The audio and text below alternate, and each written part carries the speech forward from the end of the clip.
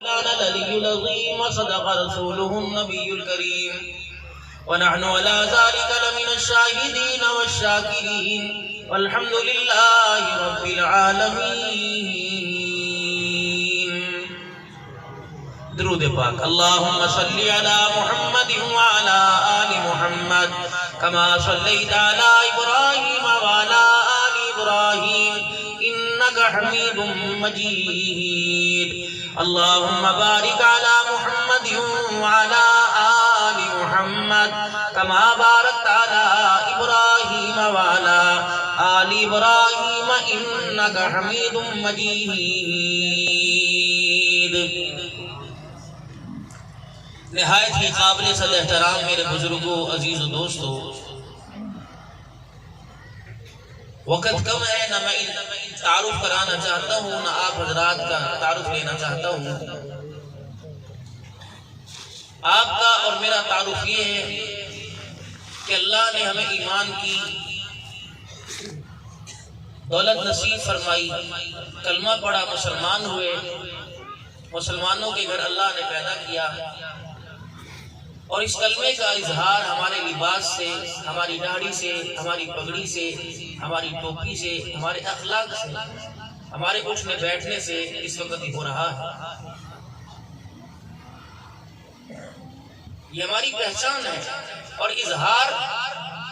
مدرسہ عربیہ تحسین القرآن حضرت اقدس قاری محمد عظیم صاحب دامت وفیضہم، ان کی دعوت پر آپ حضرات تشریف لائے، اور یہاں کر پتہ لگا نمونہ اصلاح قاری محمد منور صاحب عمرے کا ٹکٹ لے کے آئے ہیں. تو یہ ہماری کلمے کی پہچان اور ہمارے ایمان کا اظہار یہ کہ ہم دینی مجالس کے اندر بیٹھ کر ہم اللہ کے دین پوری دنیا کے اندر عام ہو جائے، اس کی ترقی کے لیے، سوچ وچار کے لیے یہاں بیٹھے ہیں. اور دین کی ایک گھڑی، دنیا کی ایک گھڑی بیٹھ کے یہ سوچ لینا کہ دین میری زندگی میں، سارے عالم میں کیسے آ جائے. فرمایا جو دنیا کے اندر ہے سب کچھ سے بہتر ہے میرے پیارے. وہ علیحدہ بات ہے عمل ہوگا یا نہیں ہوگا. آپ بازار کے اندر دیکھیں، جب بازار کے اندر سودا بیچنے والا، ریڈی پر فروٹ بیچنے والا، حالانکہ وہ گھر سے ارادہ کر کے نہیں چلتا، وہ گھر سے ارادہ کر کے نہیں چلتا کہ میں نے خریدنا ہے. وہ تو گھر سے سبزی اور پیاز کے پیسے لے کے چلا. جب اس نے ریڈی کے اوپر فروٹ پڑا دیکھا، اس کی نظر نہیں پڑی، تو اس نے ایک آواز سنی، تازہ تازہ لے جاؤ 150 روپے کلو، تازہ سیب لے جاؤ، تازہ گوشت. ارادہ نہیں تھا. جب اس نے پہچان کرائی افغانستان کا ہے، کالا کلو ہے، فلانا ہے، لے جاؤ 150 روپے، ایسا نہیں ملے گا، تو پھر بغیر ارادے کے آپ کی نظر پڑی. جب آپ کی پہلی نظر پڑی تو آپ نے اس کے اندر اچھائیاں دیکھی، پھر آپ کا دل متوجہ ہوا، پھر آپ کا قدم اٹھا، پھر نہ چاہتے ہوئے یار ریٹ پوچھو کیا بھاؤ ہے. آپ نے کہا، اس نے کہا یہ. جب آپ نے اس کی خوبصورتی اور اندر اس کے رس کی مٹھاس کو دیکھا تو نہ چاہتے ہوئے آپ نے. اس وقت پوری دنیا اسلام سے دور کیوں ہے؟ اس کی وجہ یہ ہے جلسوں کے اندر، پروگراموں کے اندر، خانقاہوں کے اندر، مراکز کے اندر آواز لگ رہی ہے اسلام سچا دین ہے، اسلام سونا ہے، اسلام ستھرا دین ہے، اسلام عزت والا دین ہے. یہ آواز لگ رہی ہے. لیکن جب میری پروڈکٹ کو مارکیٹ کے اندر، میری مصنوعات کو، میری کمپنی کی چیزوں کو جب کافر دیکھتا ہے، کہتے یہ اسلام ہے، شراب یہ اسلام ہے، مونچھیں بڑی ہوئی یہ اسلام ہے، داڑھی کٹی ہوئی یہ اسلام ہے، کپڑے کہاں جا رہے ہیں یہ اسلام ہے، ہاتھوں میں کڑے، کان بندے ہوئے ہیں یہ اسلام ہے، بالوں کی لٹیں بنا رکھی ہیں کہ کہیں پانی کی جڑوں میں نہ پہنچے. انہوں نے کہا میاں جب تم خراب مال ریڑھی پہ پڑا ہو، وہ تمہیں کوڑیوں کا ملے، تم اسے خریدنے کو تیار نہیں. اسلام سچا دین ہو جو اس پر ہم نے اپنی گناہوں کی وجہ سے گندگی کا ایک بہت بڑا لبادہ اور بہت بڑا اس پر ہم نے غلاف ڈال دیا ہو، تو تم اسے مفت بھی بیچو تو لینے کے لیے کوئی نہیں آئے گا. تم تبلیغ میں وقت لگاؤ جتنا مرضی، اللہ قبول مجھے بھی کرے اور آپ ہم جاتے ہیں، تبلیغ ہماری ہے، کروڑوں روپے لگا کے جاتے ہیں، لاکھوں روپے لگا کے جاتے ہیں. اور بعض جگہ تو دیگر ممالک کے اندر جہاں جاہلیت اور کفر عروج پر ہوتا ہے، اگر خبردار آپ نے دعوت نہیں دینی، آپ نے صرف اپنے لباس کا کردار بازار کے اندر یوں چکر لگا کے واپس آ جانا ہے،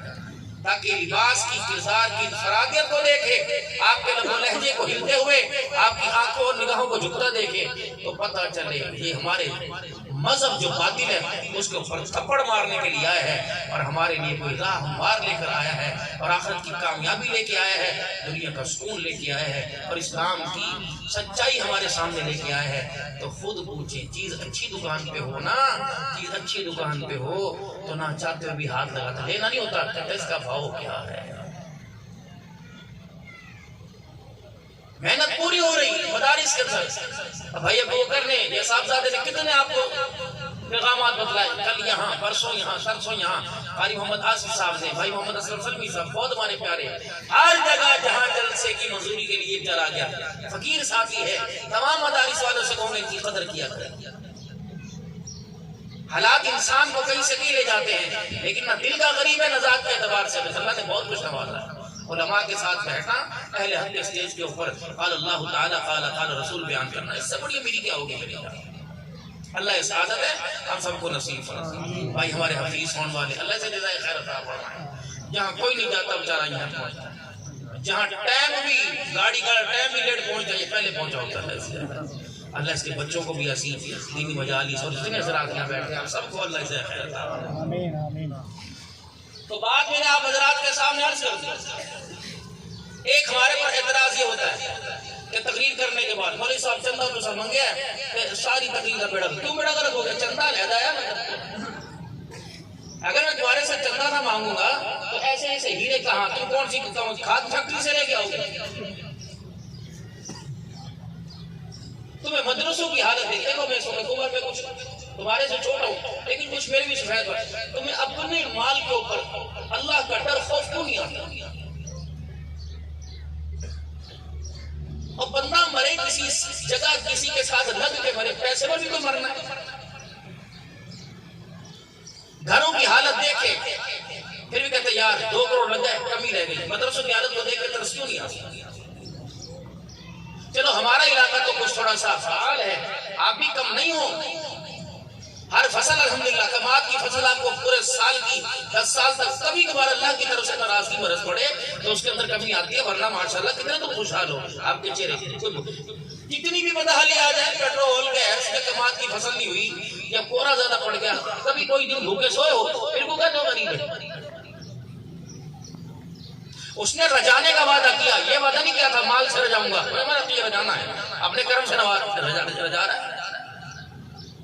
یوں نہیں کہا تھا میں تجھے مال دوں گا پھر تو اس مال سے آٹا خریدیو پھر رج جیو، نہیں نحنو نرزقک، میں دوں گا، اب مال کے ذریعے سے دوں یا آسمان سے من و سلوہ اتاروں یا زمین سے دوں، تیرے ساتھ وعدہ رجانے کا ہوا، تو بتا نہ شکر ہے نمازوں میں نہیں آتا، روزے میں افطاری کے دسترخوان پہ نہیں آتا، زکوٰۃ پر تو نہیں آتا، عشر پہ تو نہیں آتا، آنکھ کے حیا پہ تو نہیں آتا، زبان کی سچائی پہ تو نہیں آتا، کان کی مٹھاس پہ تو نہیں آتا، آنکھ کی حیا پہ تو نہیں آتا، او میرے بندے کہیں تو آگے کھڑا ہو، میرا وعدہ غلط کا ہوا، اگر میں نے تجھے کہا تھا رجاؤں گا اور میں نے تجھے بھوکا سلایا آجا پھر ٹھیک ہے تو میرے سے گلے شکوے کر، جب میں نے اپنے سارے وعدے پورے کیے تیرے سے تو ایک وعدہ لیا تھا الستو بربکم میں تیرا رب ہوں، قالوا بلا، تیرے کہا ہاں تیری روح پکار رہی تھی، اب روح تو تیری بڑی اکڑ رہی تھی، روح جب تیرے جسم کے اندر ڈال دی تو یہ تیرا جسم میرے آگے کیوں نہیں جھک رہا ہے، مجھے وجہ بھی تو بتا۔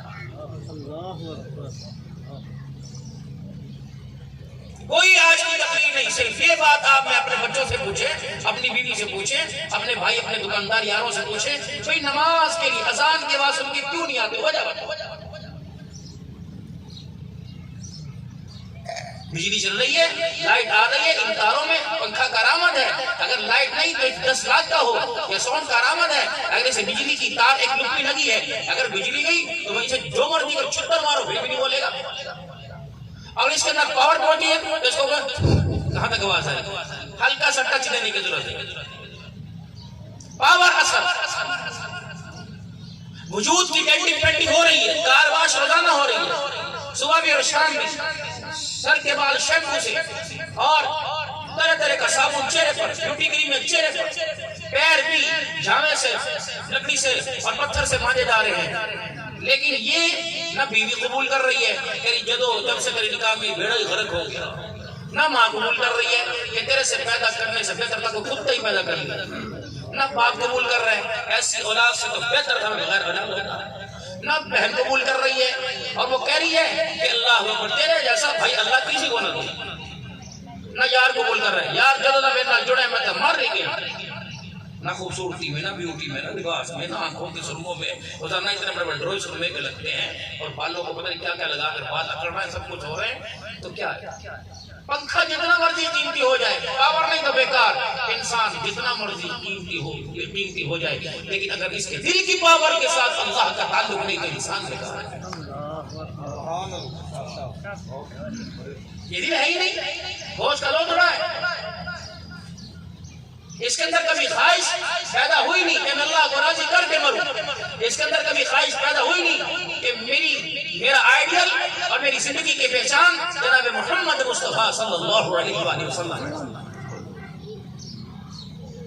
شیشے کے آگے کھڑے ہو کہ جس شیشے کے آگے اپنی صورت کو بناتے ہو، یہ شیشہ بھی کہتا نہیں، یہ سیرت اللہ کو قبول نہیں، یہ صورت پسند نہیں، تیری بیوی کو تیری یار کو اچھی لگے گی، خدا کو اچھی نہیں لگ رہی، وہ صورت بنا جو اللہ اس کے رسول کو پسند آتا ہے۔ خالی صاحب کا خدا بھلا کرے، یا جن ساتھیوں نے ان کے ساتھ مل کے عمرے کے ٹکٹ کے لیے آپ حضرات کو بلایا، میرے پیارو، بیٹی کے گھر جاؤ، یار کے گھر جاؤ، عبدالحنان کے پاس آؤ، یہاں کی سوغات لے کے آؤ گے، کوئی پائیا نہیں لائے گا، کلو 2 کلو لے کے آئے گا، اب مدینے کا بلاوا ہے، پتہ نہیں کس کے نصیب یاز ہے، بتاؤ حضور کے پاس کیا سوغات لے کے جاؤ، 30,000 روپے کا موبائل جو وہاں جا کے فوٹو کھینچنا ہے، اس فوٹو نے تو ہمارا ایسا بڑا غرق کیا کہ بیت اللہ کے طواف کے چکر بھلا دیتی فوٹو۔ حضور صلی اللہ علیہ وسلم کے روزہ انور پر کہ جہاں لکھا وَلَا تَرْفَعُوا أَصْوَاتَكُمْ فَوْقَ صَوْتِ النَّبِيِّ، صحابہ کو کہا آواز نہ بلند کرنا، اور تیرے میرے جیسے کو کہا سانس بھی زور سے نہ دینا۔ ان کا ایمان کہاں اور میرا ایمان کہاں؟ عبداللہ بن مبارک جس کو کہ امیر معاویہ رضی اللہ عنہ کے جانور گھوڑے کے کھروں سے جو مٹی اڑے، اللہ اللہ، اور امیر معاویہ کی ناک منتوں تک پہنچے، میں تو اس دھول کا مقابلہ نہیں کر سکتا۔ ساری دنیا کے غوث کو ابدال پیر فقیر ایک طرف، اس صحابی نے حضور کا مکھرا دیکھا یا حضور کی موجودگی میں مکھرا دیکھے بغیر نبی نہ تھے، کلمہ پڑھا، اس حالت میں دنیا سے چلا گیا۔ ساری دنیا کا علم ایک پاس سے ہو جائے، وہ صحابی کے مرتبے کو کوئی نہیں پہنچ سکتا۔ ان کو کہا لا ترفعوا اصواتکم، آواز اونچی نہ کرنا، اور آپ کو میرے جیسے کہا خبردار میرے نبی کے روزے پہ جانا، ہاں من زار قبری بعد موتی فقد زارنی فی حیاتی، کہ اگر حضور کی قبر کا دیدار کرو ایسا جیسے میرے چہرے کا دیدار کیا، اور میرے صحابہ میری مجلس میں صدیق کیوں نہ ہو، عمر عثمان علی کیوں نہ ہو، اونچا بولنے کی اجازت نہیں ہے۔ جب علی صدیق اور عثمان فاروق کو اونچا بولنے کی اجازت نہیں تو اے غلام ابو بکر خبردار محمد کے روزے پر آنکھ اٹھا کر دیکھنے کی اجازت نہیں ہے۔